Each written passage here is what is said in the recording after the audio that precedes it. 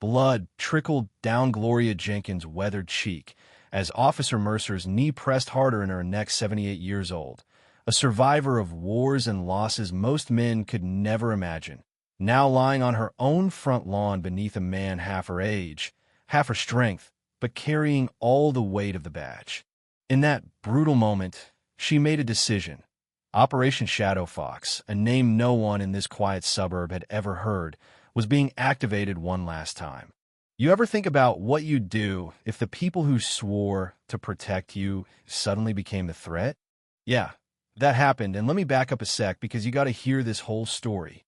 Morning sun cut through those lacy curtains, waking Gloria like it always did, joints creaking, but her routine never changed.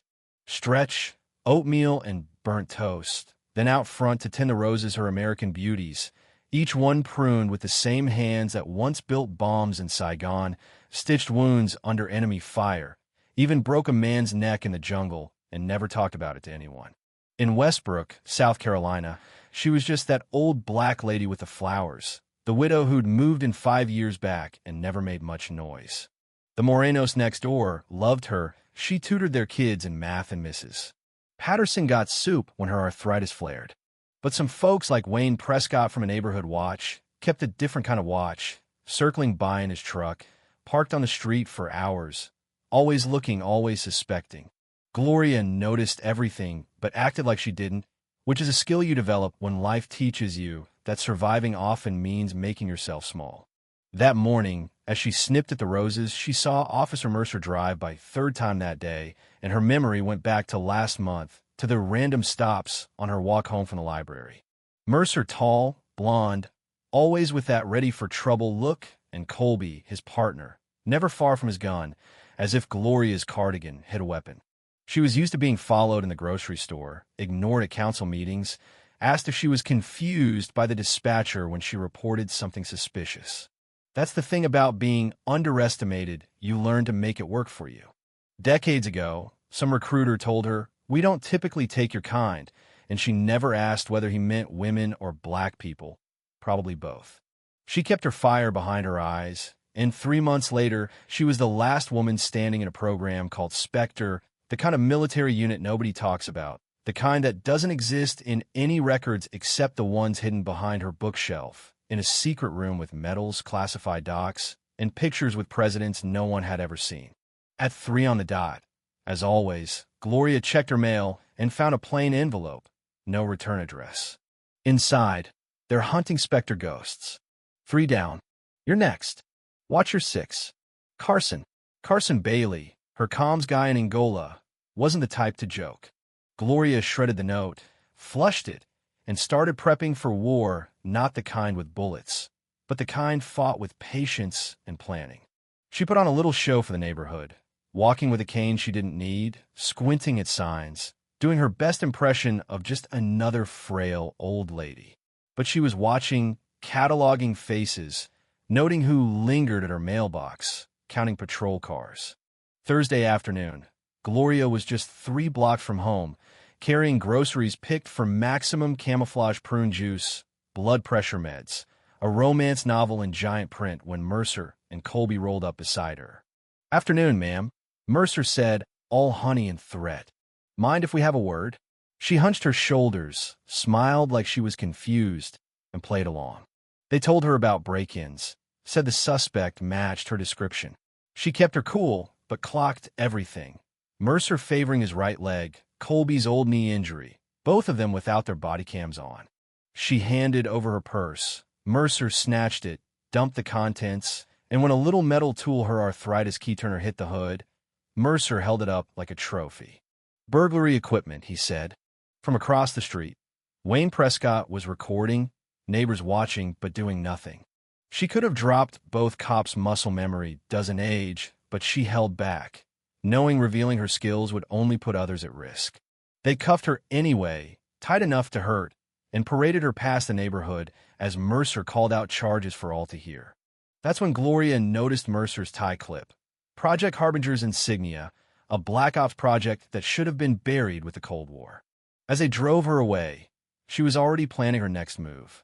In the interrogation room, They left her alone for over an hour. Intimidation 101.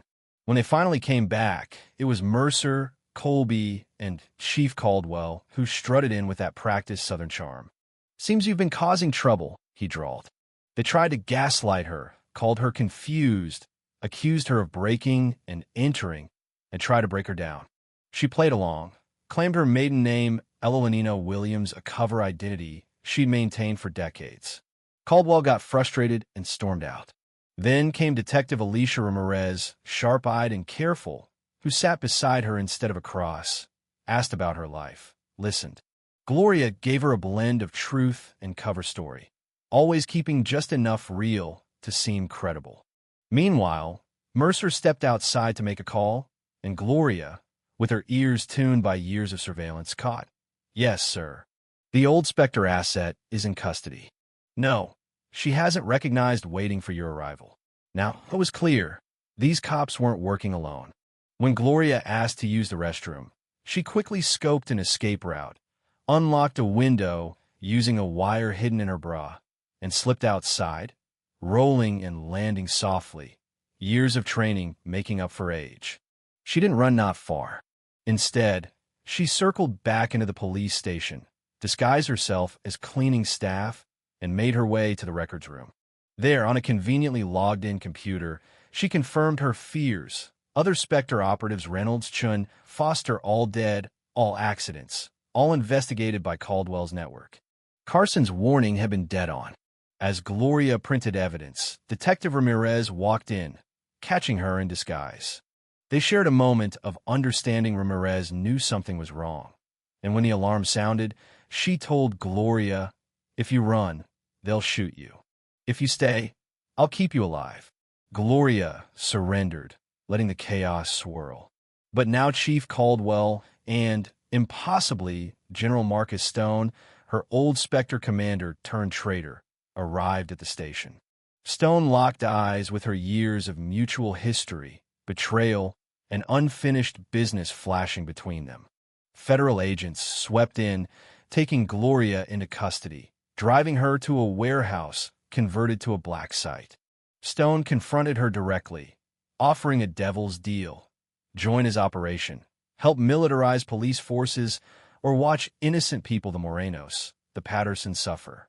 Gloria feigned defeat. "The files are hidden at my house. I'll take you." The convoy rolled back to Westbrook, armed men swarming Gloria's lawn, Stone's grip tight on her arm. But Detective Ramirez tailed them, unseen. In the basement, Gloria played her part, stalling, activating hidden switches, luring Stone to the false cache. When he reached for the case, a flashbang exploded. The sprinkler system doused the room with a mild anesthetic, and Gloria, free of her cuffs, moved like a ghost, subduing Stone's men with minimum force, sparing their lives even as she dropped them one by one. Stone, enraged, drew a gun, but Detective Ramirez burst in, weapon raised. Together, they took Stone down. Outside, as Stone's tactical reinforcements arrived, the real twist unfolded. Gloria's senior citizen network, the very neighbors everyone ignored, formed a human barrier, facing down armed men with nothing but their presence and conviction. Media vans arrived, cameras rolling, and suddenly the story changed. Federal agents, alerted by Gloria's emergency code, swooped in, Stone's conspiracy unraveling in front of the whole country. In the aftermath, Gloria was debriefed, recognized at last for her Secret Service, but what mattered more was the shift in her own community. The police department placed under federal supervision, civilian oversight established, neighbors seeing her as more than just the old black lady with the roses. She taught self-defense, civil rights, built bridges between police and community, and took on a new mission: to make sure no one else was ever underestimated or silenced by prejudice again. Now, as dusk settles over Westbrook and Gloria sits on her porch, watching kids play in safety she fought to restore, she knows the real work isn't done. So here's my question to you. What would you do if someone like Gloria lived next door? Would you see their strength, their wisdom, or with just another face to ignore? Drop your thoughts below. How do we break out of these old patterns and start seeing each other as we really are?